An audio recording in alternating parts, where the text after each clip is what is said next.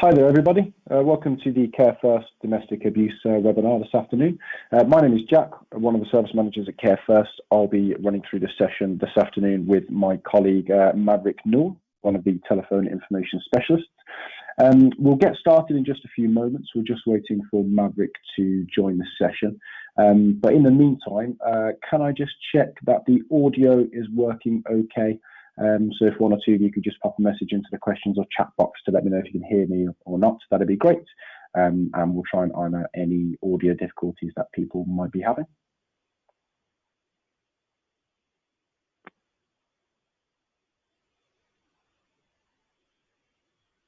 Okay, good. Thanks for the guys who just mentioned that the audio seems to be working okay, which is good news because we've had lots of issues with everybody working from home over the last weeks.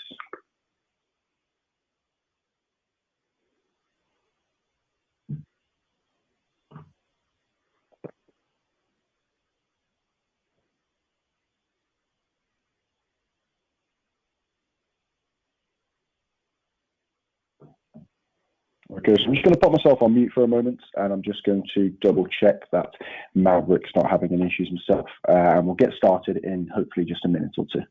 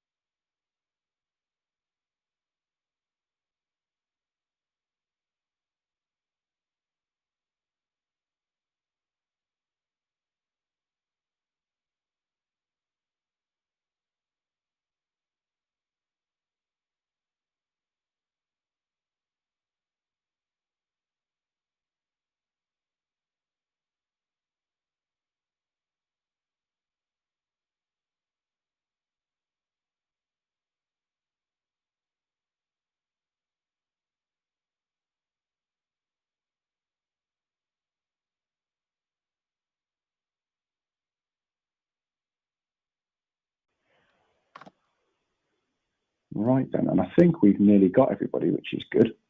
So hello again, everybody, and welcome to the guys who just joined us. Just to reintroduce myself, my name is Jack Walsh. I'm one of the service managers at Care First, who are the Employee Assistance Programme to your organisation, and I'll explain a little bit about who we are and what we do towards the end of the session. But I'm also joined by Maverick Newell, who's one of our telephone information specialists, so works alongside the counselling team to provide general and practical advice to people around a range of different day-to-day issues and things like that. So thank you very much, Maverick, for squeezing this into your schedule. The session will obviously cover domestic abuse, and it's going to be a little bit of a couple of information slides, as well as a bit of a kind of a panel Q&A with Maverick. Just to let everybody know, the session has been recorded, so please feel free to watch it back as a refresher, or to share amongst your team or your colleagues, anybody you think might be, find the session interesting and beneficial, or perhaps people who wanted to watch it today but for whatever reason couldn't last minute, because obviously diaries change and things like that. So the same link you use to register will become the on-demand video link afterwards. We do want to encourage question and answer as well. So the questions that you pose into the questions pane, if you do have any, these aren't seen by any other attendees, so they can be posted in confidence, and I'll read them out anonymously as we go through or at the end. So if you do have any questions, please feel free to type them away, and we'll get to those at the end. Either myself or Maverick will be able to answer those, and we'll try and get through everything. But like I said, I'm one of the service managers, so I'm from an operational side of things at Care First. Maverick is a telephone information specialist. We also have the team of counsellors who are BACP accredited, who provide counselling and emotional support. So there might be some questions that we think perhaps it'd be better to speak to a counsellor and put that to them. So it might involve some signposting back to the service a little bit later on. But without further ado, we'll get started on the session today. So just to kind of paint the picture of what we're going to look at over the next 20 to 30 minutes. So we're going to look at what domestic abuse is and the different forms, expand on a couple of those in a bit more detail, perhaps some of the behaviours of an abuser and the common issues shared by callers into the Care First service, what guidance and support we can provide, as well as maybe spotting some of the signs of someone experiencing domestic abuse, perhaps the steps that we can take as a concerned family member or friend or colleague, and then also a little bit about the charities and organisations that we can signpost to obtain some additional help from, but also talk about the service that we provide, because there's lots of help and advice and guidance that Care First can provide at this time. And the reason we wanted to put on a session at the moment really is as a direct result of the coronavirus. Lots of people are in lockdown and under restrictions around travel and stuff like that. So spending a lot of time in their home, perhaps with an abuser, or in a difficult relationship, an abusive relationship. So perhaps these cases have risen in recent weeks, and they absolutely have. So I'll expand on what the Respect helpline is a little bit later on, but they've seen nearly a 27% increase in calls to the Respect helpline. Men's Advice Line is a men's focused charity which specialises in supporting men who have been victims of domestic abuse. They've seen nearly a 17% increase in calls. The Respect helpline website has seen over 100% increase in web hits, and Refuge, which is one of the UK's leading domestic abuse and violence charities, has seen a 120% increase in calls over a very short period, from figures analysed about a couple of weeks ago, about a week or so ago actually. So yeah, the numbers and the usage to these services has increased quite a bit over the recent weeks. So we just wanted to kind of put on a bit of information, because it's definitely hopefully something which is going to be useful at the moment. So I think we'll kick off with a quick question to Maverick. I believe I have got some text on the following slide, but Maverick, just a brief one from yourself. What is domestic abuse and what does that look like? Domestic abuse is generally defined as incidents of controlling, coercive, threatening and violent behaviour between individuals that have been in an intimate relationship, and that can include family members. And women tend to be the victims of domestic abuse, although men and children can also experience domestic abuse as well. Got you. Okay, so I think one of my questions was, is it normally women who are more likely to be victims of it? But one of the things I found and learned as well is that it's not just about being in a relationship where there can be domestic abuse. It could be your family members or a carer or things like that. And I think you've already answered the next question, which was who can be a victim of domestic abuse. And like you said, women are more likely to be victims of domestic abuse, but absolutely anybody can as well. It's definitely not just women who experience it; it's men as well, and obviously other genders and how other people identify also. So, Maverick, what are the different forms of domestic abuse? There's physical abuse, psychological, sexual, emotional, financial. Generally tend to be the ones that, and coercive behaviour tend to be the ones that are defined as domestic abuse. Got you. Okay then. So, just to recap there in terms of physical, sexual, psychological, emotional, financial. Personally, I'm a bit of a layperson, obviously being a service manager and not a counsellor or information specialist. So I definitely kind of learnt about other forms of domestic abuse through doing this session. And I think physical, sexual are probably some of the more obvious ones that I knew about or could talk about. But psychological, emotional in particular, and financial were instances of abuse that I'd not come across before. So could you just expand on what those forms of domestic abuse look like? Psychological can be a range of things, really, from like belittling comments and put downs to accusations, which can lead to the abuser making somebody believe that they're imagining things. And it could be threats, using threats to against the person as well, which can amount to psychological abuse.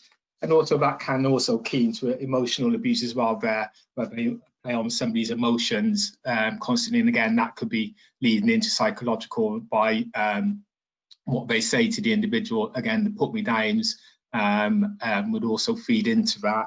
And financial abuse is when somebody takes control of someone's finances or abuses the finances. And again, they may be using that, spending the money unwisely, or if they've just given the person in the relationship less money to use, or giving them little resources to do anything. So that would be all part of financial abuse as well. Okay, excellent. Well, thanks for expanding on that, because that's definitely other instances of abuse that I wasn't aware of beforehand, and probably I would have just thought that domestic abuse just covered physical abuse in a relationship or things like that. So I think that helps to kind of paint the picture of what the different ways people can, suffer abuse, within a relationship, be it a partner or a family member or somebody in their life. So the next slide, I know we're going to get a little bit of input from Maverick, and I've also put some information together which we looked at the Women's Aid website for also. I've got a couple of slides on what are some of the behaviours of an abuser. But Maverick, before I go on to the next slide, could you just maybe share kind of some of the common issues that have been shared by callers to the service who have been abused? Common issues generally tend to be, first of all, it depends on where the individual themselves. I'd say people come into two categories, really. You get somebody who's got financial resources to do something about the situation, and those who haven't got the financial resources. So those who haven't got the financial resources, mainly they feel they're in a situation and unable to get out of that situation because they haven't got the financial resources to get out. So they feel stuck within that situation. So then what they're wanting from us is, where can they get financial support that can actually help them to escape the situation they're from? And the other category I would say is if we get people who have got financial resources, and what their situation is, they generally feeling, right, I want to get out of this situation. What do I need to do? What are the steps I need to take to enable to get myself out of the situation? And one of the things I generally feel that comes across from people is that they generally feel quite guilty about contacting us and wanting advice, and feel as if they're causing us some problems for us, and feeling, as I said, very guilty about the situation they're in, and quite ashamed that they've allowed themselves to be in that situation as well. Okay, interesting. And that's really really fascinating to hear. And whilst you've just been mentioning those two different scenarios there, I just clicked onto the next slide, which is a couple of things we pulled from the Women's Aid website, which I think from the bits of input we've had from you so far, Maverick, definitely kind of touch on these scenarios and these situations already. So these are some of the kind of the behaviours of an abuser that have been cited in the past for people to have a little read over and have a little consideration over. I'm going to skip on to the next slide, but I do appreciate there's quite a bit of content on them. So what I can do is get the slides shared out to everybody via the handouts page. And obviously, as it's been recorded, we can watch it back and pause when we're on these slides. So just further to the previous one and what Maverick's saying, I think we touched on threats, angry gestures, using intimidation, stuff like that, sexual violence, sexual abuse, as well as physical. And I think you touched on that kind of denial, that kind of maybe embarrassment or shame about contacting a service and things like that. So that's maybe something that's imposed on a victim via the abuser. So some interesting and also shocking things to be mindful of moving forward. So thanks again for that, Maverick. And Maverick, what guidance do we provide at Care First to a victim, aside from what you've already mentioned so far? Guidance depends on what it is. Obviously, but the person's banging about. But the guidance if I was saying about asking about financial, I could give them guidance about where they may be able to get that financial support from. There's also where they can also get some other advice about their advice as well, other than what we could provide. And generally, it's giving them guidance about their next steps and where and what they can do. About that, and in the first, a lot of the times when they do come to us, it's actually getting them in some instances getting them to realise that they are in that abusive situation, and getting them to acknowledge that for themselves, and which they're not always aware of. And it's only when we're having the conversations and we point it out to them, actually, are you aware of this is what's happening to you? Okay, great. And when you're speaking to people and providing that support, obviously in your role as an information specialist, a lot of that support is from a practical perspective. So do you regularly transfer and signpost people to speak to one of the counsellors who work in the team alongside you? Yeah, it works both ways, really, because what I would do if somebody's come through and they're needing that emotional support, then I would transfer them through to one of our counsellors, or indeed, we could say they could come back to us at another time to speak with one of the counsellors. And alternatively, the other side is that we often get counsellors who have been speaking to somebody who's been experiencing domestic abuse, and at that point they're feeling they want some more information, as I said, about their rights, what their next steps are and what they can do. So the counsellors would also transfer a course through to us to give that additional support and advice. Excellent, great stuff. And I'll expand a little bit more on the full service that Care First provide a little bit later on. So what are some of the signs that someone is experiencing domestic abuse? So I think this is one where I've just pulled some content together in terms of physical, emotional and behavioural. So perhaps we're a friend or family member or a colleague or a neighbour, for example, and maybe we have some concerns and we have some worries, but obviously it's such a sensitive topic, we don't necessarily want to say the wrong thing or spark suspicion, because that then could have some severe ramifications on the victim and on the individual themselves. So just a couple of kind of things that perhaps you can be mindful of, or might just reaffirm your suspicion, or disregard it as maybe it's nothing to worry about, sort of thing. So physically, obviously, bruises or marks to the skin regularly. So everybody can walk into a door or slip down the stairs or knee their bed or something like that. So we might have the odd bruise here and there, but if we're seeing bruises or marks to skin, or people regularly wearing clothing or accessories to hide particular parts of their body, so that could be their neck, their arms, their eyes, etc., to cover black eyes, or throttling from the neck, that sort of thing. Emotionally, a victim of domestic abuse can have very low self-esteem, can seem very fearful, agitation, anxiety, or constant apprehension about things, or can be very extremely apologetic and meek and very timid in scenarios and situations. And behaviourally, somebody can become reserved or distant, cancelling plans last minute, or dropping out of those normal plans that they usually enjoy, or going to the gym or those classes, that sort of thing. Exhibiting excessive privacy to their personal life, or particularly to their partner, maybe isolating themselves and often late to appointments. So a combination of these things over a period of time, that could be a particular concern or worry to be mindful of. But obviously, what we do next, we've got to be very careful with. So What steps can a concerned family member or friend take at this time? So that's one that I'm coming back to you on, Maverick. So if I was a concerned family member or friend, and I identified some of those kind of traits or things to be mindful of, what steps can I take as a family member or friend to help the person that I think might be a victim of domestic abuse? I think it depends on what the situation is. First of all, I'd say if you were seeing somebody who was at immediate harm of risk, then contact emergency services, what I'd be saying in the first instance.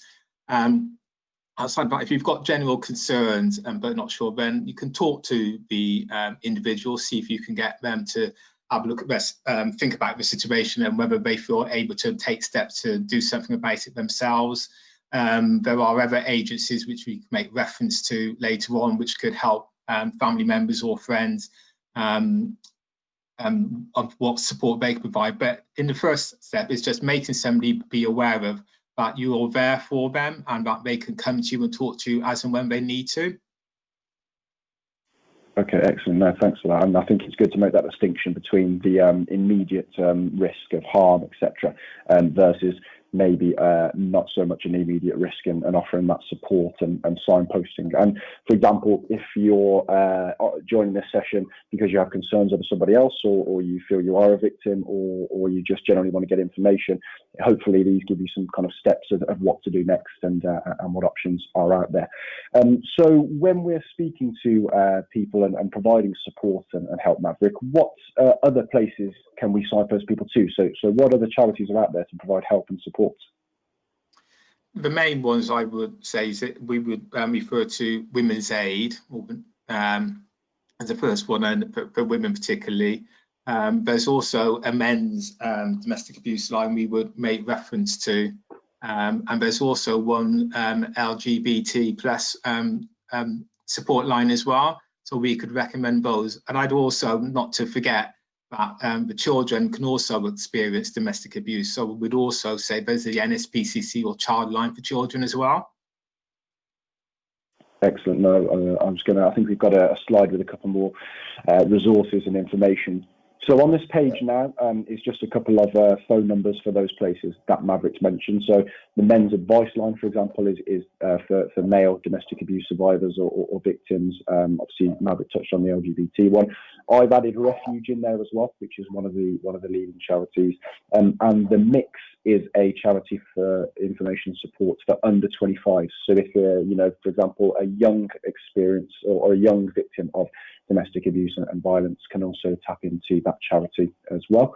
And this link on screen is one that's available on the Women's Aid website, and it takes you to probably an assessment is the best way to describe it, which is a series of questions you can answer, which give you a bit of an indication of if you are, experiencing, some instances or actual domestic abuse and violence, in your relationship. So that might be a starting block if someone thinks they are in an abusive relationship, or perhaps there's not physical abuse, but there's other things that are happening in some of the other areas that we mentioned already, which could still be domestic abuse, just in a different form. That assessment on the Women's Aid website could be a good starting point to have a little look at, to see what can happen next and what support might be out there.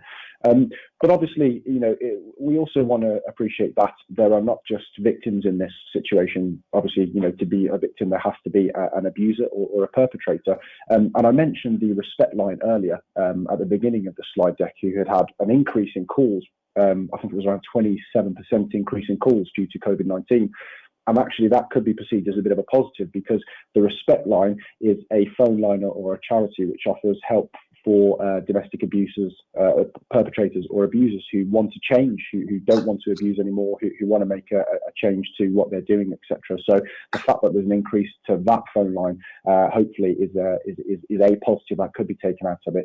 So that's another thing that you could signpost to. For example, you might be, a family member of an abuser or perpetrator. So this could be an avenue of support that you could signpost them to help, obviously both sides of the fence. And Maverick mentioned the NSPCC website, so there's that at the bottom of this slide with a couple of other websites to have a look at, the womensaid.org.uk one, as well as the CPS and the National DA helpline, the National Domestic Abuse Helpline there as well. So I'm going to skip over this slide, but we can come back to them a little bit later on. And just to recap about who Care First are and what we do. Well, we're the employee assistance program provider for your employer. The service has already been paid for, so it gives all staff access to free and confidential counselling, support and information.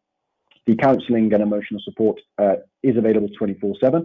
So we have a 24/7 counselling helpline available that you can call. So again, if you are a victim of domestic abuse or violence, or you think you are, then with that service or our service being 24/7, hopefully you'll be able to find a time of the day that is convenient for you to call us discreetly to get some information and some support for the situation you might be in. So all of our counsellors are BACP accredited, professionally trained and UK based. So you don't get through to a call centre at any point. It's our counselling team that will answer and take those calls. The 24/7 support, there's no cap on it, so you can call us as many times as you need to. And the information team, which is the team that Maverick works for, or within, are available Monday to Friday, 8 a.m. till 8 p.m. and they can provide general and practical support and information on this topic, as well as a range of other things going on at the moment as well. So employment, financial information, childcare benefits, those are the common things that we support with. And just out of curiosity, Maverick, how many more calls do you think the team are taking at the moment due to the coronavirus? Sorry to put you on the spot. Many calls. It's hard to put into numbers, Jack, but I would say generally every call over the last 4 weeks, I would say almost every call I've taken has been related to coronavirus. Wow. Okay then. So that's really interesting. So pretty much every call's had something to do with coronavirus, which I think is great to hear, because we're providing a lot of practical support to people. So no, that definitely makes for interesting reading. So thanks for that. Just a bit of a brief on the types of different scenarios and issues that we support with. So domestic abuse, absolutely one of them, as well as general relationship, family difficulties, financial problems, changes at work. You know, people might be looking at furlough or on a furlough, not too sure what it means. You know, you can get support and information from us in that sense as well. So just a little bit of a roundup of the types of problems that we support with. And if you wanted to get in touch with the service to access that free and confidential support, the 0800 number on screen now is the free phone number from UK Mobile and Landline that you can call. We do have a website as well, which your organisation will have a unique username and password to get into. It's generic for your organisation, so you don't create a user account. If you don't have these to hand, or you don't have a poster up, or haven't noted them down from when you've been in the office, if you're working from home, that sort of thing, either if you can contact HR or manager to obtain them, great. If you can't do that because you don't want anybody to know you're contacting the service, when you call that free phone number, the counselling team and the information specialists have access to our resource sheet, which has everyone's username and password on. So whilst you're having that call, you can also ask for the username and password to be shared to allow you to go onto the website if you wanted to tap into the service confidentially and discreetly. That's the end of the session. A big thank you to Maverick for squeezing this into his schedule and speaking with us today. So thanks, Maverick. Hopefully everybody found that useful and beneficial. Maverick, if I could ask you to hang on just for a couple of minutes, I just wanted to extend the option or the opportunity for question and answer to everybody. So if you do have a question and answer, if you could type your question into the chat or question pane, I will read it out anonymously for myself or Maverick to answer. So it will be read out completely anonymously. No other attendees can see the names of who's joined, so please feel free to post them in confidence. But we'll hang on for just a couple of minutes just to see if there's any questions. Is that okay, Maverick? Yeah, that's fine. Perfect. Okay. So I'm just going to pop myself on mute and I'll unmute myself if we get any questions in.